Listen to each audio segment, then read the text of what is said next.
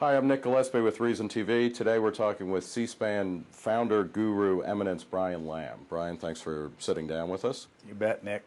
Brian, in 2003 we named you one of our 35 Heroes of Freedom to celebrate our 35th anniversary, and I'll just catch up the viewers with what we wrote. Brian Lamb, the great stone face of C-SPAN, has produced more must-see TV than anyone else in the history of the medium. There's no reason to pick a favorite among the likes of Booknotes, Washington Journal, and all the other C-SPAN fare, but his greatest contribution may well be his first, turning a surveillance camera on the den of iniquity known as the U.S. House of Representatives. I don't stand by that.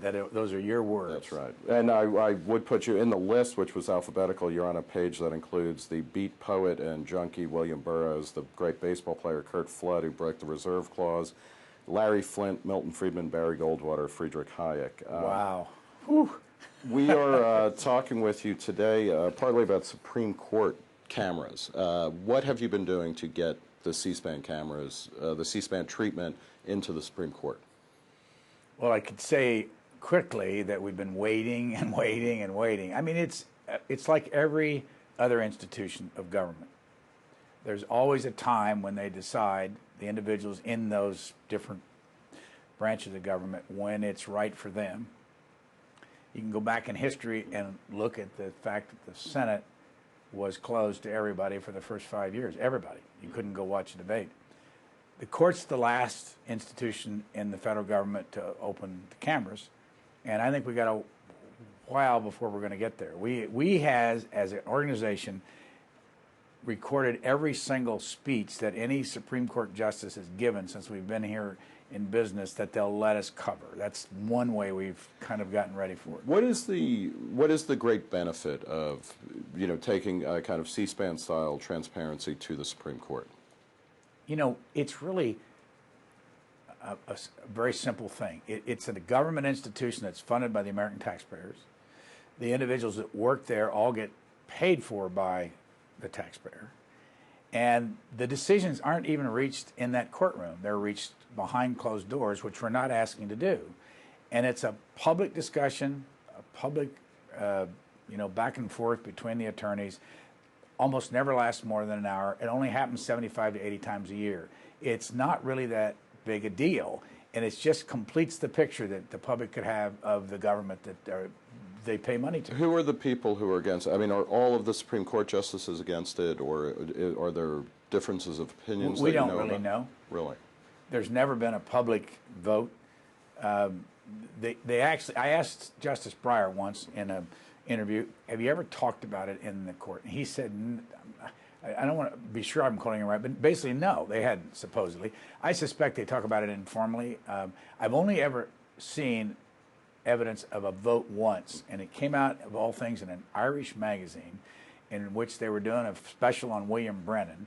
And my memory serves me that he was the only one that had voted in favor of it out of the 9. It was an 8-1 vote. And at that point, he had no idea where he was, or I don't know what year it was. But some of the problems that people say, okay, this will create a false sense of drama for oral arguments and whatnot, that the judges and the lawyers, et cetera, will play to the cameras. Is that a concern, or should that be a concern? You know, it's certainly not a concern to me, but it is a concern to the different individual Supreme Court justices, and they make the decision.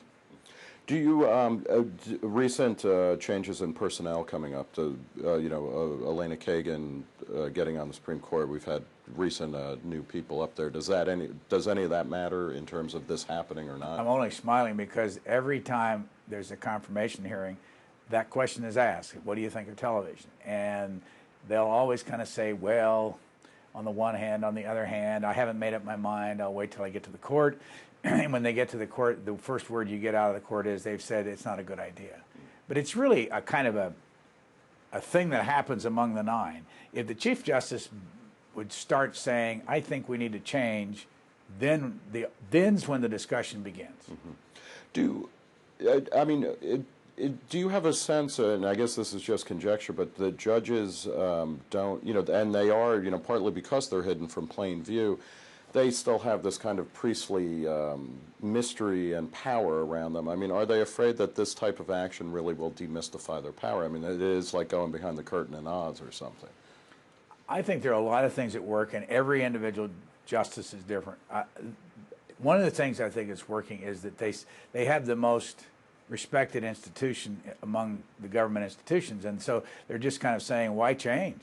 You know, we're doing pretty well now. Why put these cameras in here? Also, you have individual justices that don't want the attention. There are some that legitimately feel, they think it's legitimate to feel that this will be a show rather than an exchange of views. I don't think, I see, it's so much different in the court today than it used to be. It used to be a passive institution. Now it's activist. You've got these justices going at that attorney standing there in the well. They can't even say good morning without, what did you mean by that? And would you further, you know, go into the process right then? They're on it just like that. It's a different place. And do you think the Supreme Court is mostly worried that they're really going to start having to hit the gym if they're on camera? I don't think Because if the camera adds another 10 pounds, I don't, you know, some of these people are, we don't have a screen big enough. Boy, I wouldn't go there on that one, except if you look at Justice Breyer, he couldn't get a whole lot thinner, or Justice Ginsburg for that. I mean, they're not heavy people, most of them. No. You publish at C-SPAN the audio transcripts of oral arguments and whatnot. What's been the pattern in those podcasts? Well, let's start with over the years, audio was available of every argument since the 50s, I believe, 6 months after the last argument of any term. You could get our argument, and we did that. Every Saturday night we put an hour on of the Supreme Court oral argument. Then back during the Rehnquist court, we started asking for permission to get it same day. Actually, we'd love to have it live. Oh no live. But we'll give it to you periodically right after the argument is conducted. And for instance, Bush v. Gore we got right after that. And all the networks, I mean, we send a letter and all the networks usually join us in the idea. It's just been up and down over the years.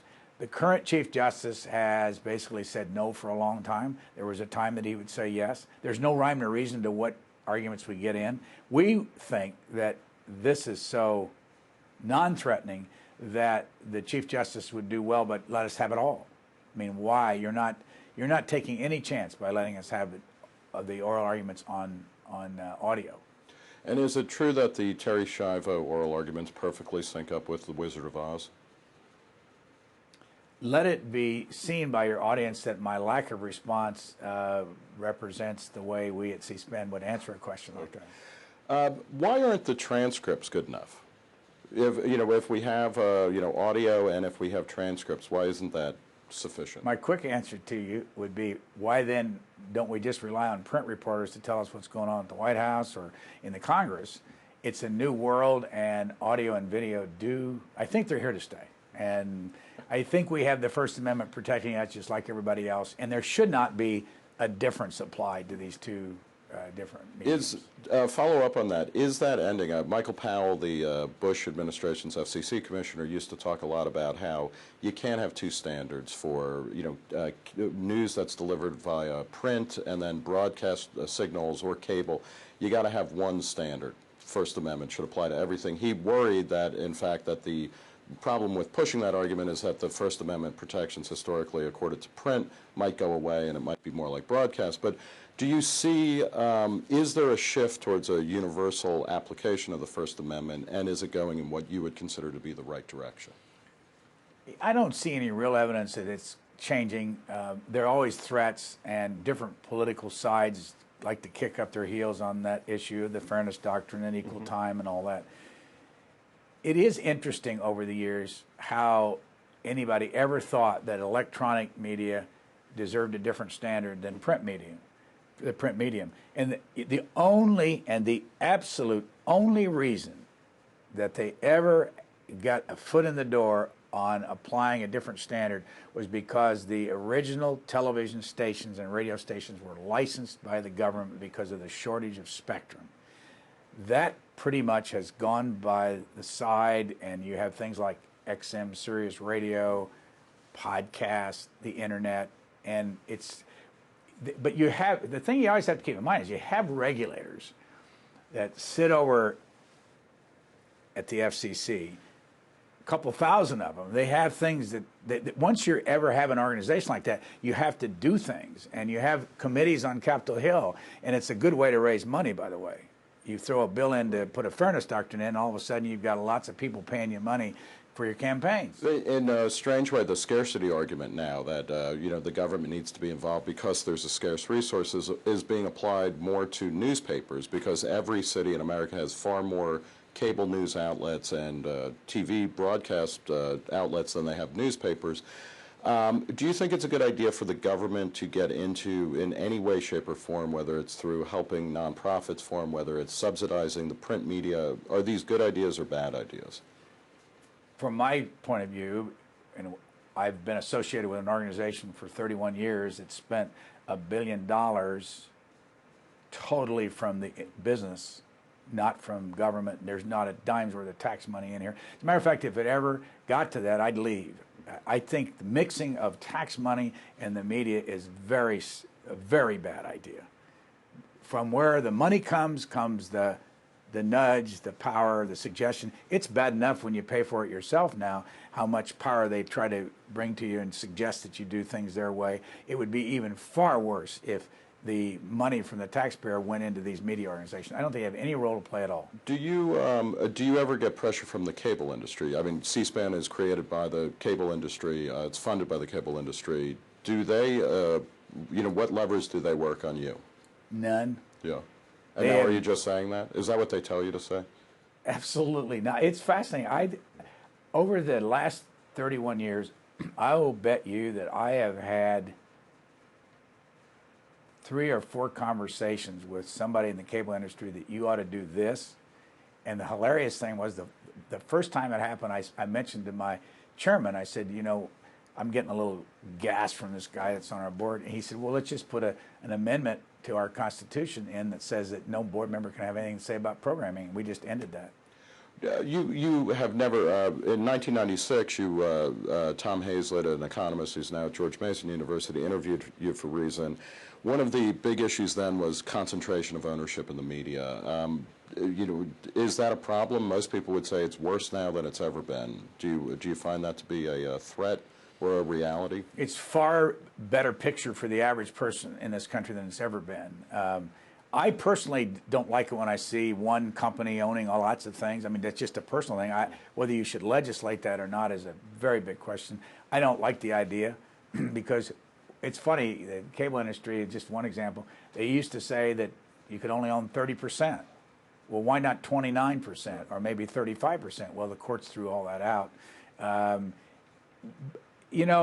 As long as you have the tremendous opportunities to express yourself like you do in this country via something called the internet, it's pretty hard to put the genie back in the bottle, and I think that's the best thing about freedom of speech. In '96, when we talked to you, there were various issues that are laughable or quaint now. You spent a lot of time talking about the V-chip, which strangely is now in every new TV, and probably nobody even knows what it is. I mean, it was designed to use the ratings program so parents wouldn't have to care what their kids were watching at any given moment. What are the issues? What are the key issues for you today in terms of the media landscape and regulation of media? Well, let me just say that it's still to this day, it's still, and this is not regulation, but it's still how much capacity is out there for your programming to be seen. In other words, C-SPAN is not universally, all 3 channels aren't universally shown on every platform because there's always, it seems like there's always some kind of a shortage out there of space. There's no shortage yet on the internet. But when it comes to regulation, the industry, and I don't speak ever for the cable industry, the industry always has issues because if you look at law as it is passed, it's always kind of a jury-rigged process. It's like 30% over here, and you can have X number of radio stations, and you can't do this and can't do that. So there's always going to be an issue. I mean, that's just the way that place is organized over there. Do you worry about there's always a constant hum of this, but then it peaks in every once in a while, going back to the fairness doctrine or applying a fairness doctrine to cable, which historically the content is not regulated, or the FCC saying, you know what, since cable is where all the action is, we should be regulating that now. Do you worry about that kind of stuff? Well, I worry about anybody in government thinking they can regulate speech, regulate channels, regulate content. You can't keep track of it. People can't watch it all. There's so much out there today. Compared to when I talked to Tom Hazlett in Reason Magazine, it's unbelievable how much is out there. I can't even begin to watch what's on our own networks. I probably, if I'm lucky, see 10% of it. So you haven't seen the C-SPAN porn channel? It's kind of subliminal. It works behind C-SPAN 3. It just comes out, and you have to watch very closely when it comes through. Do you worry about net neutrality issues, especially as C-SPAN, or actually, let me take it back. Talk a little bit about how C-SPAN is migrating to the web, to the internet, in a way that a decade ago it was a very different landscape. Actually, a decade ago, we were streaming. We were the first television network. You were also streaming in that real audio, horrible format. Yes. Yes. I mean, it was impossible to watch. We were streaming, real networks, yes. Talk about C-SPAN's early adoption of the internet as a distribution device, and where you see things going now. What are the roadblocks to really kind of that being the new frontier? One of the interesting things about our industry-based board of directors is that they have always approved any migration to any other way to distribute us. And actually, it's been strange because they've been so supportive. We were allowed in the early days, 95 or so, to stream our video on the internet free to the public. I mean, it really is one of those strange things. It's a true public service that they have never interfered with. We were allowed to sell our product before had to sell it forced by the government to sell to the satellites, which has always been very interesting to me. Talk about industry. Can you imagine if Reason Magazine was not allowed to have its content to itself and it had to sell it to somebody else? Or if you, for instance, had somebody writing for the magazine, you were forced to sell it to the Weekly Standard or Nation Magazine. And that's because of what, retransmission rules or whatever, where you, as a cable content provider. I am not a lawyer. It doesn't make any sense to me at all. I mean, I'm glad to have the revenue, believe me, because 33% of our revenues comes from the satellite. But our board allowed us to sell to the satellite before it was mandated by the government that we had to. What do you worry about campaign finance laws and regulation of speech affecting something like C-SPAN? Because these are clear abridgments of the First Amendment, but often gussed up in the in the language of trying to make sure that political rhetoric is even-handed and is fair, et cetera. I really don't worry about that. There's only one worry that I have about C-SPAN, and you got to understand, I'm speaking now from the being associated with this network, a place to work, it's a job, all that stuff. The only threat, really big threat to us, is the millions and millions of dollars that's not been documented by anybody being spent right now by the federal government or the taxpayer to do their own television about their own institution controlled by their own cameras. It's going on throughout the government, and no one's paying any attention to it. So one day we're all going to wake up, and everything that the government is doing, at least as viewed by government staff, is going to be on the web, and people might say, we don't need you anymore. Why would we need you? And as a matter of fact, the big threat is that they will run the cameras themselves. They'll decide what shots they get. Your journalism will be diminished even further by that. Do you think that's a serious threat to C-SPAN's type of transparency? I have no idea. I'm 68, may not see it in my lifetime, but I've seen things like that happen before. You talked in the '96 Reason interview. You were really big on satellite radio, and at some point you said, like, boy, imagine driving in a car with a satellite radio. Has satellite radio paid off in your estimation? Satellite radio has been fabulous. We have been allowed to put our product on XM. Sirius actually dropped us from their service, and now they're combined, which is interesting. They took the competition out of that, which competition is the best thing that could ever happen to anybody. It keeps you on your toes, and it makes people a lot sharper in the product they put out. But we still are on XM, still go into probably 18, 20 million cars, and it's been fabulous. It means that we've been able to be heard from all over the United States, and so have a lot of other talk show people on the left, the right, and the center that would have never been heard otherwise. Do you think, talking about the left, right, and center, do you think political discourse is particularly debased now, or angry, or vitriolic, or is it same old, same old? And is it in a good, are we in a good patch or a bad patch for this? I think what's going on in talk is fabulous. The hard right, the hard left, I don't care what it is. It's stimulating a lot of people to think. Some people aren't thinking, they have a point of view. That's fine, they've always had that.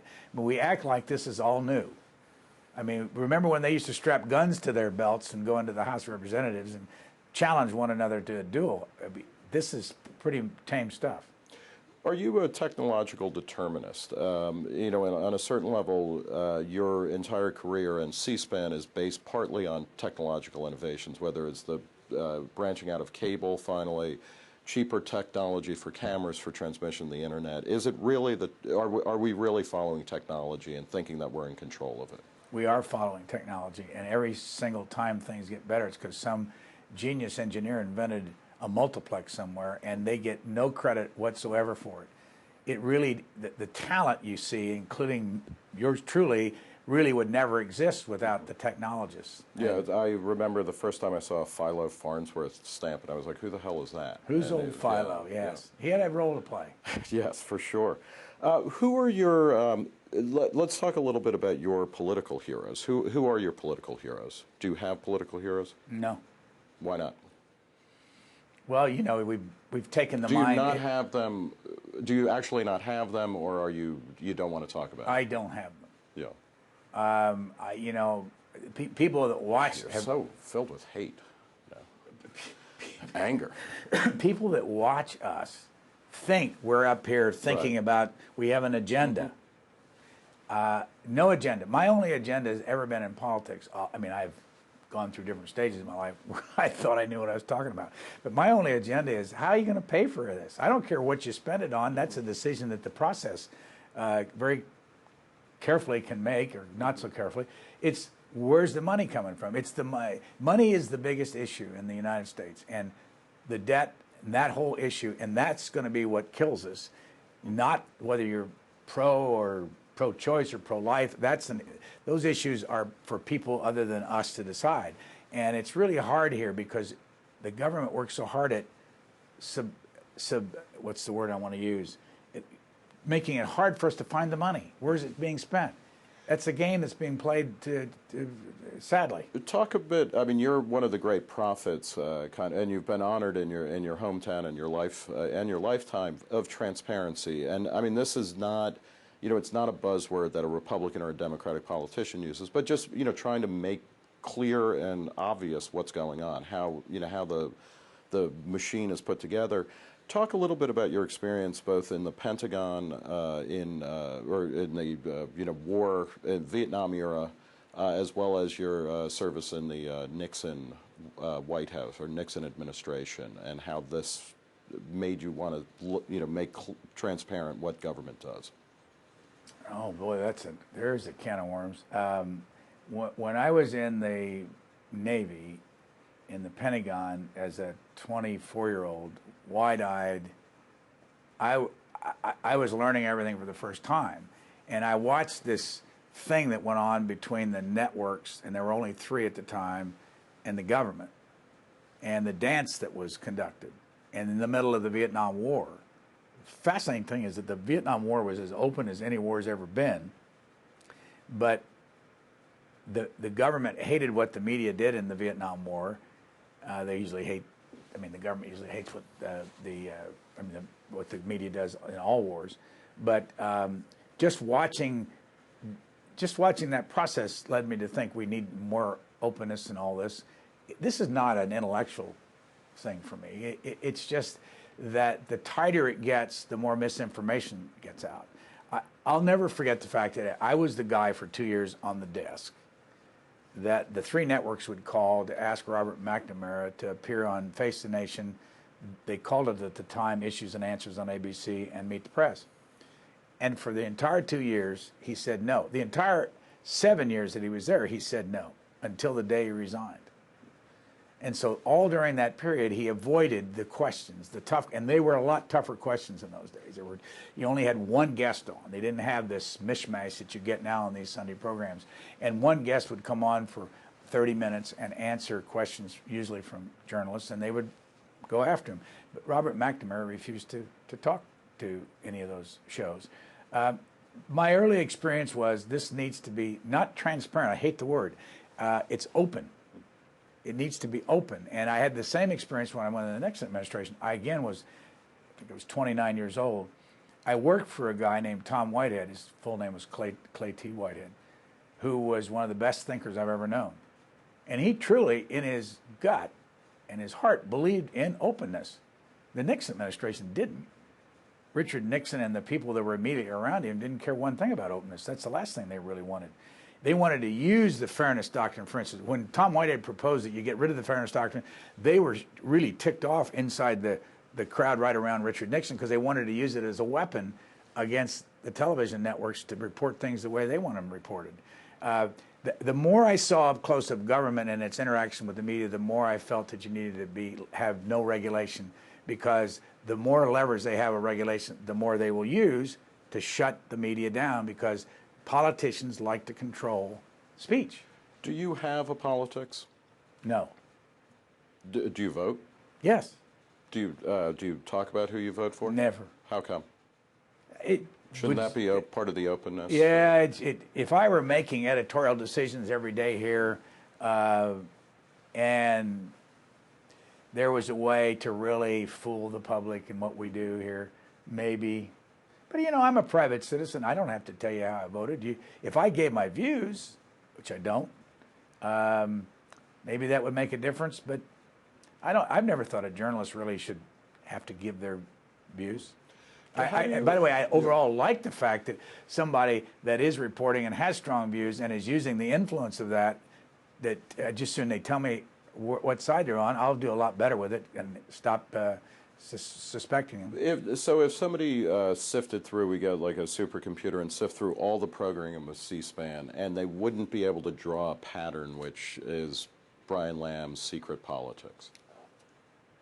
Gee, have at it. Yeah. That'd be fascinating. What a waste of money. It would be tremendous. I mean, everybody go, oh, wow. Now what do I do with it? You're from Indiana. Indiana, you think Dillinger, you think maybe Axl Rose, Brian Lamb. Axl Rose is from my hometown. Yeah, what? I went to school You played at his school prom? No, but I did play the drums when I was in high school. I went to the same school he went to, and I went to school with his uncle. Really? Yeah. Also talented? His name was Jerry Lintner. He was a very talented fellow. Yeah. Was he called Axel or ball bearing or anything? Is it a family tradition or? He was just good old Jerry. What imprint for good or ill has it was West Lafayette or Lafayette, Indiana? Oh no, Lafayette. Okay. Purdue's in West Lafayette, where I went to school. Yeah. But it's like you draw a line. Okay, so what imprint, and did you draw that in blood or in? No, but if you went to not Lafayette, in restrictive covenants, I hope. No. If you went to Lafayette Jefferson High School, the people on the west side at the West Side High School, they were called the River Rats because we had a river running through the town. I mean, they were strong. So how did that inform? You talked a little bit about how your professional life informed your dedication to openness. What about your hometown? Does that inform how does that inform who you are and what you do? I basically saw politics in a state that if you were... What is that, Nick? Oh, that is that technology? It is, yeah. And I think that's a unauthorized ringtone to boot. Oh, yeah. That was embarrassing. I was just starting to wax eloquent. Yeah, I know that. And then it's like, sorry, I have to take this call. I'm like Paris Hilton during a sex tape. I never turn off my phone. But I'm not here. Yeah. So talk about Lafayette then. Well, as I was starting to say about Indiana and Lafayette, Indiana at the time used to have a rule that if you worked for state government, the party in power got 2% of your income. But get out. Like, what is? I mean, Even the mafia doesn't do that. Well, they don't do it anymore. Yeah. But I really got educated about politics from my father, who was a wholesale beer distributor, required a license from the state, would pay money to the Democrat running and the Republican running, and then get furious when the winner wouldn't do what he wanted him to do. And he needed a license, and he loved the fact that he knew the chairman of the Alcoholic Beverage Commission, and he was his personal friend. And it goes on and on. I saw it. I mean, he'd take him to football games with him. He was a friend of our families and all that stuff. And they worked when the governor was elected to get the person that they wanted in as the chairman of the Alcoholic Beverage Commission. It's in a microcosm exactly what we have all over the country. And I said to myself, you know, there's something wrong with this. What's the solution, though? Because that, as you said, you see it in different ways all over the country. I mean, will you be able to get rid of that? And if you can, how do you do it? And if not, then what's the best way to live with it? I do not have a solution other than somehow, some way, the incredible money thing has to be taken out of politics if you want to clean it up at all. You know, you're never going to clean it up. It's human beings. Power is a lovely thing to have, and people want it. They go after it.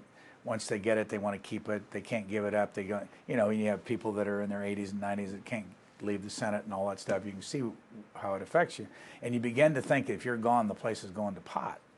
I don't know the You know, answer. at Reason, we're hoping it'll go to pot sooner. That's rather true, than later. and I realized when I said it that I You're walked right into big your drug corner. user, right? Big drug user. Ooh, Heart drugs mostly. no. Just the soft ones? Just this. Okay. Never mind. I'm not. it Meredith, would be that's off the fascinating, record. yeah. Shut that tape down. I didn't agree to anything here. You didn't sign up for this. I didn't sign up for this. What? Yes. You know, I may well be out of questions here. I had something, and now I'm like wondering who called me. It's you know. Obviously, I am not doing very well in stimulating your thinking. No. What do you think is the best political book or book about political philosophy that you've read? What's on your shelf of, you know, great political books? I have tried to read over the years Democracy in America by Tocqueville. I've read some Which of means that you failed. You've tried to read. it's hard. Yeah. You know, I mean, a lot of it I've read, and it's Yeah. important. Right. Obviously the Federalist Papers, some of that's got great insight to it. I've read so many books like this over the years. I'm trying to think of the book that matters. I mean, you can go from one end of the spectrum to the other. You can do Saul Alinsky's book and Friedrich Hayek's book. I think if you're going to be fair to yourself, you read them both, so you get an idea of how different parts of the spectrum think. Do you have a softness for what is sometimes called the old right tradition, kind of pre-World War II right-wing, you know, maybe Robert Taft, H.L. Mencken, a particular soft spot? This is just something when I watch when you appear on Book Notes or doing the various interview shows, oftentimes there are people, the books and the authors seem to be coming from that older kind of tradition. And Not really. Actually, I do the best I can to find people that I don't agree with or don't understand or have. I mean, we try here to get people who have different points of view out on the edge. You can't always do it. When people get in front of you, sometimes they don't, as you know, they don't talk very well, or they don't. I'm learning that lesson. It's today. right. They don't right give. here. Yeah. No, that You're a taker, aren't you? If I had to define Robert Taft to you Yeah. right here, I'd fail. I mean, I was around when he was around, but I don't know. I really don't know what I think. Maybe you can tell me what I think. Are there any political figures that excite you, particular, either as because of their philosophy or because of their celebrity? No. I mean, I try not to. If you get terribly excited about any politician, then you begin to pull your punches on them. You just treat them all the same. I suspect if I were not here doing this job, I'd have people that would be attractive in the political system. I like to see speakers who can move audiences. And, you know, over the years, two of the best were Mario Cuomo and Newt Gingrich. But after you've done this as long as I have, you tend to watch people who fall in different categories, not of right or left, but how they approach an audience. What do they do, whether it's Reagan, Obama, or you go down the list of people, and what do they do to capture an audience's attention? You could also go to Larry King and Oprah Winfrey. They move people for whatever reason, and there's no rhyme or reason to why they do. How did you come up with the idea of asking? I think one of the great delights of, you would have been great in East Germany as an interrogator. When you have an author on and you ask them, you know, here, the acknowledgement, who is this person? How did that come about, that kind of technique? It's just me. Well, in fairness to the question, I suspect it came about that we are definitely the antidote. At least I always felt that I was the antidote to what you saw on television. Not a celebrity, not emotionally involved, and because of that, almost exaggerated this, as you would say, stone face, so that you wouldn't give the people out there watching any indication of where you're coming from.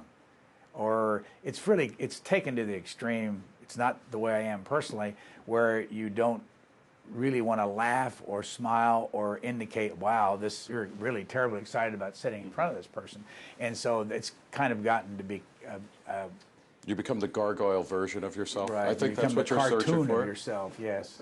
So is your demeanor then, is that like the taking a kind of Midwestern reserve to the nth degree? Yes. You don't really believe that, do you? No. If you could put on a different mask right now, what would it be? Or if you could live your life over again? Obviously, you've really haven't delivered on your early promise. I'm not anxious to live it over again. If I had to live over again, I'd be a drummer, full time on the road. It'd be, yeah. What kind of music would you play, or or do you also like that's not important? I would be the backup band for Merle Haggard or Willie Nelson, either one. And if I couldn't do that, I'd be the roadie with Brenda Lee. Well, I think we will leave it on that note. I want to thank Brian Lamb of C-SPAN for taking time to talk to Reason TV today. I'm Nick Gillespie. Thank you, Brian. And thank you, Nick. Yeah.